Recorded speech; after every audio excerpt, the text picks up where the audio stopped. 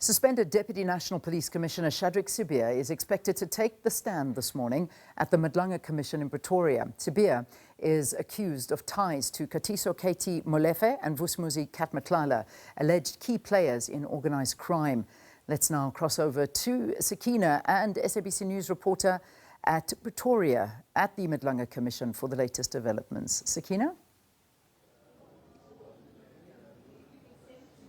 Well, thanks, Leanne. And of course, joined now by Kenny Mapanga. She's been our eyes and ears here at the Madlanga Commission. Kenny, morning. And, just getting straight to it. And from the very onset on the 6th of July, when General Mkwanazi had that press briefing, one of the central figures has always been Lieutenant General Shadrack Sibiya, the National Deputy Police Commissioner, and his proximity to alleged cartel figures, alleged proximity to the alleged cartel figures is, of course, what is central here.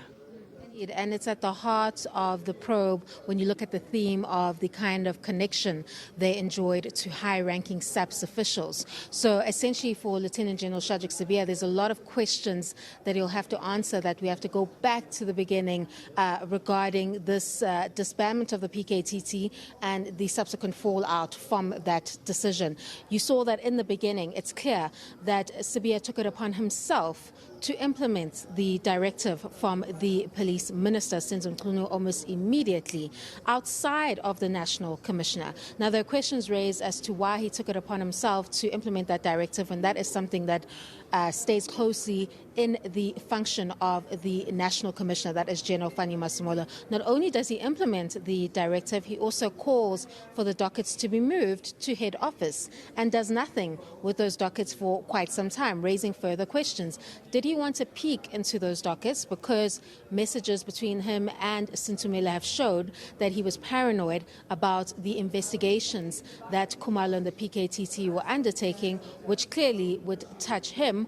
Or was he trying to stall the investigations by having those dockets gather dust in the headquarters? He must then answer to his alleged proximity with these alleged shadowy figures, namely Vusimuzi Matlala, and that purchase of the Impalas for his plot, allegedly, by Vusimuzi Matlala. The recordings where Vusimuzi Matlala seems to paint a picture where he allegedly gave benefits to Lieutenant General Shadrack Sibiya. He must then also explain Witness F's very clear exchanges that show that Witness F has little to do with this alleged cartel and really is placed there on the behalf of Lieutenant General Shadrack Sibiya. So allegedly doing his middleman, his quote-unquote runner for all of these interactions between Sibiya and the alleged shadowy figures.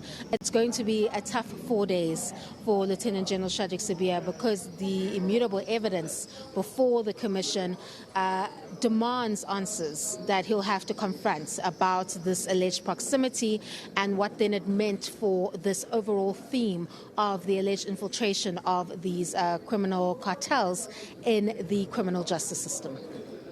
And of course, Kenny, about testing the veracity of these allegations, he will have an opportunity to put forward his version of events. But it's not going to be a walk in the park, given what various witnesses have already testified to. Indeed, there's too much in terms of Lieutenant General Shadrack Sibiya that is hard facts that you'll have to confront. As I've stated earlier, it's not something that you can, sweep away during testimony. There's going to have to be explanations. For example, with the PKTT disbandment directive, why he rushed over that festive season to ensure that the directive is implemented when he didn't have the powers to carry out such an implementation. Only the National Commissioner had those powers. What were those messages to Sintumela about, where he was talking about his suspicions that they were investigating him, and the kind of paranoia that emerges from those text messages? What did he fear out of those particular investigations? He'll also have to explain why his officer, that is directly in his office, was seen at the home of Katiso Molefe grabbing a bag. What was that about? Especially because the common trend in the WhatsApp exchanges shows that he's always acting on behalf of Lieutenant General Shadrack Sibiya, who also have to explain his association with this character named Stuart, who we've heard from the KZN police has quite a long rap sheet and has, fallen outside the rule of law. To the ad hoc committee. Absolutely. It will be interesting to see if he he'll be accompanies here him today with him today. as he appears before the commission. There's a lot of ties that demand answers from him and will also affect whether or not the public can trust this particular individual back into the criminal justice system, particularly the South African police services. We know he is suspended now in light of the seriousness of the allegations against him, but it's going to be incredibly tough for him to get through that testimony. And that is what the next 4 days is going to be about, Leanne.